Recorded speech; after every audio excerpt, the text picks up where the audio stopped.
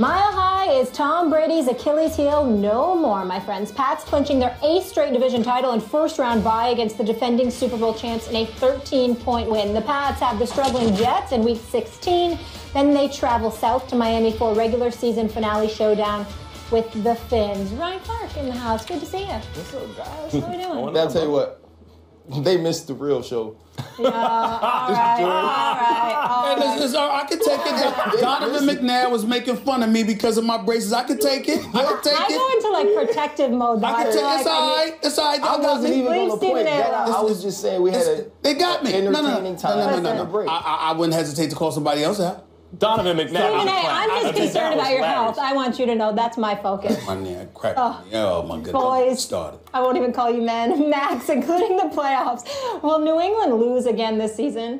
Yeah, they're not gonna win the Super Bowl this year, I don't think. But they can run the table if they have 2 not terribly tough games left in the regular season. Although to their credit, games are not terribly tough for them. It seems like they're always the favorite. You know, the better your team is, the easier the schedule looks. I think ultimately they are not good enough to get it done in the Super Bowl this year, although they are highly motivated. But through the playoffs, because of home field, because they won't have to go to Arrowhead, because Denver won't make the playoffs, and anyway, you can see they can't score any points. Look, Brady has not he's looked very good at times in the second half of this season, but he's had some real mediocre performances mixed in, as I warned everybody. And I don't think that through the playoffs that team will be able to sustain a level of excellence necessary to win the whole thing. Though because of home field, I think they can get there. Well, 22 touchdowns, 2 interceptions, a QBR of 89, a quarterback rating of 109. I'm glad you feel he's struggling. I get where you're coming from. I'm glad you think he's struggling. His last 2 games of the regular season are going to be against the Jets and at Miami. I think they're going to get home field advantage. I think the road's going to have to come through Foxborough, and I think because of that, they can easily run the table. That's how I view it, because I'm thinking Kansas City, Pittsburgh, Oakland, it doesn't matter who it is. I don't see anybody in the AFC going to Foxborough and winning a playoff game. So because of that... Not the Raiders, not yet. So I said no one. That includes the Raiders. So that brings us to the Super Bowl. And to me, it depends on who comes out. So...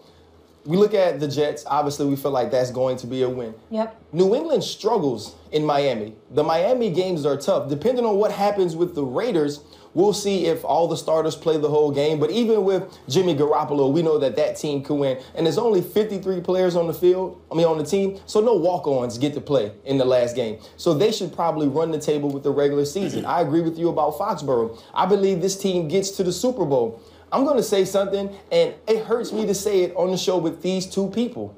I think the only way they lose a game is if they play the New York Giants in the Super Bowl. Say it. I believe they'll beat every other team. I believe they'll beat Seattle in the Super Bowl with the way that they're playing now. I love the Dallas Cowboys. I believe Tom Brady against Dak Prescott, who has played really well. I believe that Tom Brady outdoes Dak Prescott, and New England will beat them. If they play the Giants, because of the way the Giants are constructed, if Janoris Jenkins is healthy, they will play press man. Tom Brady won't be able to get those timing routes off. This is a team that doesn't run really well, and offensively, with the way that Malcolm Butler and that defense plays, the Giants can attack them and score points. If they play anybody else in the Super Bowl, the New England Patriots are my pick. If the Giants continue to ascend, if this defense continues to play well, and they play the New York Giants in the Super Bowl, that's the only way the New England Patriots don't run the table. I got to tell you, I don't view the New England Patriots as a team that can't run the football. I think with LeGarrette Blount averaging 4 yards a carry, I think with Deion Lewis being back averaging 5 yards a carry, and the versatility that at least Deion Lewis can give you out of that backfield, believe it or not, with the underestimated acquisition of Michael Floyd. Michael Floyd has had some decent moments in the past. Has this year been good for him? Absolutely not. But he's playing for Belichick right now, who I think we all can acknowledge is the most prepared coach in the NFL. This guy, week to week, he makes adjustments. Every single week, he knows what he's going up against, and he usually knows, and he outthinks a lot of different coaches here. So when I look at it from that perspective, I don't view them as a team that can't run the football, that can't make noise, that will inevitably lose to the Giants or anybody else. Blunt just set a record. I really believe that the Patriots... Listen, I'm not Gronk saying right now. I mean, like, if you have a healthy Gronk, if you got makes Gronk, it a different game. Okay, if that were the case, then you say, okay, look, New England, that's a whole lot. That's a whole lot to deal with in those big moments. And when Gronk has been less than his best self, New England, while still an excellent team, they're always excellent, it's not the same. Well, if you look at this team, the thing that makes me feel like they can run the table, they will get to the Super Bowl, is they've learned how to win without Tom Brady being terrific, without him being Tommy terrific. You looked at yesterday, yes, he did struggle. 50% completion rate, only 188 yards, but they found a way to win. Defense stiffened in the red zone, didn't allow a touchdown by Denver. And so when you look at this team, as far as playing in the AFC, I don't think they lose. I think they'll still be a tough out in the Super Bowl because of what you said. Bill Belichick, the way he prepares, the way this team will be prepared. I just feel if the New York Giants, with the way they're playing now, I think they're playing the best football in the NFC. Not saying they're necessarily the best team right now, but they're playing the best football. If they get to the Super Bowl, you have a quarterback who I dog on this show very often, who is not scared to go up against Bill Belichick in the big moments, who is not scared to face Tom Brady, and a defense that is playing sensational football. I think that is the team the New England Patriots do not want. I will sacrifice. It's not there anymore. It's Mr. McAdoo now. Yeah, but Spagnola's got him playing like the way he did, when Coughlin was there. Rabbit, get well soon. I will sacrifice like 5 years of Knicks, like no playoffs for the Knicks for 5 years if that could happen, because the sports gods demand real sacrifice. That might happen anyway, though. Shut up, Brian. Oh no, I thought she was trying to give up something that was real. Damn. I mean, what do I need to sacrifice for that to happen again? Not that. Nothing is jinx things. Like you can't. Yeah, never mind. Cool, Reverse jinx. Never mind. Please. Ryan, you're sticking with us. Fun, as always. This guy's quiet. I just try to make decisions in the best interest of the team. Any decision that we make here is always made in the best interest of the team. And at that point in time, I just felt like that was the best decision at that point in time for the team. And we don't make decisions on, how much a guy gets paid. We make decisions on what's the best way to win a game. I thought both guys, Brock and Tom, handled it like the professionals that they are. Very professional, the way they handled it, and we'll see what happens next week. Stephen A., let's go there, because that's what we do here on First Take. Yep. Is Osweiler done in Houston? I believe he is. And let me explain why. He just got there. It's just one season. It's a $72 million contract. It's $37 million guaranteed. I understand, that. And I'll tell you a real quick story, y'all. When I had, quite frankly, on ESPN 2 years ago, I had a guest on my show with me for an hour. His name was our president-elect, Donald Trump. And he threw out this story. He said, when you go to a bank and you borrow $3 million and you can't pay it back, you got a problem. But when you go to a bank and you borrow $300 million and you can't pay it back, we got a problem. He said the moral of the story is the more you convince somebody to invest in you, the more they must ensure your success. I never forgot that. And I think about that when I think about Brock Osweiler, because I'm thinking about the fact that you've invested all of this money in him. So the belief is, okay, we got to support him. Here's the problem. Your fan base doesn't. And when you are a quarterback, it's one thing when you get drafted and you get booed because people don't know no damn better, okay? And then you get to go up in there and perform. That's one thing. People are being presumptuous. But when you go out there and you actually do perform and they see your performance and they're booing you, ooh, that's bad. Because you have no credibility, no resume, no cachet to fall back on. So from that point forward, it's an uphill climb. And I don't believe Brock Osweiler has the makeup to overcome that in Houston, which is why I take the position that I take. I think he's done in Houston. He's done because he's not good. He never was good. I'm just saying. Those Pac-12 quarterbacks, remember that little era where it was like Andrew Luck, and then there was Matt Barkley, and there was Osweiler, and there was Foles. Congratulations to them, because not Barkley, but Foles and Osweiler actually had a little run in the NFL. That's not easy. But Barkley kind of is. Barkley's doing a good job in Chicago. Yeah. It's a backup. I mean, The point is they stuck more or less in the NFL, and some of them started, and Nick Foles had a good year under a certain system and everything. So that's not nothing. That's something. That's better than most. But they're just not that good. Andrew Luck is a stud, and the rest of them just not that good. And Osweiler is tall. That's true. He was tall in college. That we can all see that. He just has never been that good. It was a mistake to give him the contract. And Tom Savage, by the way, Bill O'Brien is, to me, the hero of the story.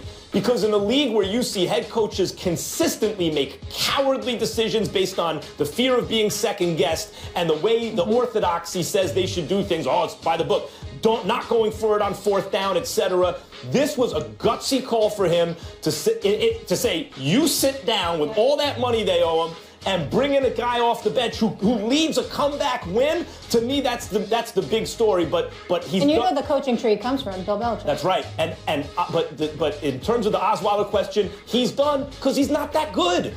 Okay, let's really break this whole thing down. And I think that he's not done. Now, does he have a mental makeup? No, I don't believe he does. Because he doesn't understand about having success. Now, when you understand about having success, you understand how to prepare for success. For a guy who struggled in Denver, went over to Houston, struggled from the beginning of the season, didn't even find his number one wide receiver since the time he's been in there. And all of a sudden, Savage comes in, and they target Hopkins so many times with Savage in there. It says a lot about this young man and his mental makeup. But let's go back to Bill O'Brien. Besides Tom Brady, what quarterbacks has he ever groomed to get ready and be an elite type of quarterback? Hasn't happened. There you go. That's something no one talks about. This offense, how many other quarterbacks have been very successful in this offense? Take Tom Brady out. Tom Savage.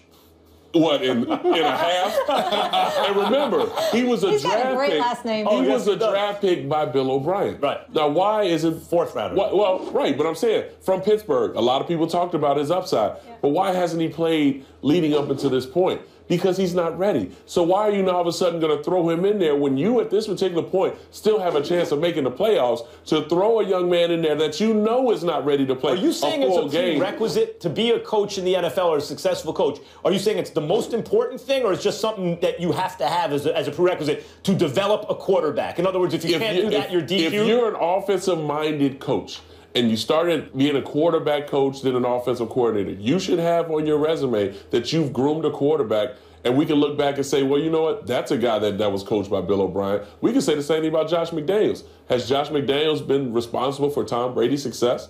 And what other quarterback has been successful in his offense? Kyle Orton, Tim Tebow? No. See, this is the thing. So you're not sold on Bill O'Brien? I'm not sold on Bill O'Brien and this offense either. This is not an offense that's best suited for the talent that you have. Now, we talked about Pac-12 quarterbacks that haven't been successful. So what type of quarterback is Brock Osweiler? He's not a quarterback. But he's Ryan Mallett. He's Ryan Mallett to me. But here's the problem. Oof. This is what they say about Brock Osweiler now. Season-long tendencies of being indecisive, holding the football too long, frequently overthrowing receivers, and forcing ill-advised passes. This is their critique of Brock Osweiler. Yeah. Look at what I just said. Those four things that I just said. That don't sound like no damn quarterback to me. Well, it don't sound like a quarterback because holding on the football too long. Well, of course they don't say that because at this particular point we've seen that. All right, then. So they're trying to cover themselves. So what are we going to hear about Tom Savage if he decides to start from 5 or 6 or 7 games? No experience, strong arm, inaccurate. Donovan McNabb, give it to me straight.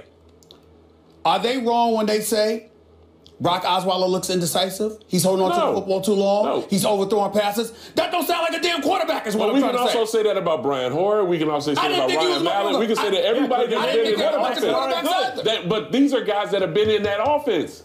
Are you saying that in another offense, Osweiler's a good NFL quarterback? If the offensive coach catered the offense around his ability, you just paid him that money. What is his ability? His ability has a strong arm, get the ball downfield. Nothing to do with intermediate. That sounds like Jamarcus Russell. He had a strong arm with the ability to get the ball down the field. Were they both high draft picks? Excuse me, and he was, listen. That means the scouting department is not that good. Mr. Jabba the Hutt himself, who should have been arrested for stealing money. Why you got to talk about his size? Look, he was eating burgers. That's why. Instead of being in the field. Practicing. That's fine. I have one question, yes or no, because we have to go to break. You talked about his mental makeup, that he doesn't have the right mental makeup. Can that be coached, or is that innate as a quarterback to be successful? That's something you're born with. That's just something you're born with. But I think he starts next week. All right. Donovan, so good to see you. And now I don't have to say until next week. We're going to see you on Friday. See you on Friday. Every Monday and Friday. On national television and defended Brock Osweiler. He's going to start next week. All right. Could Andy Reid do something with Brock Osweiler? Yes, he could. Did it with Nick Foles. Come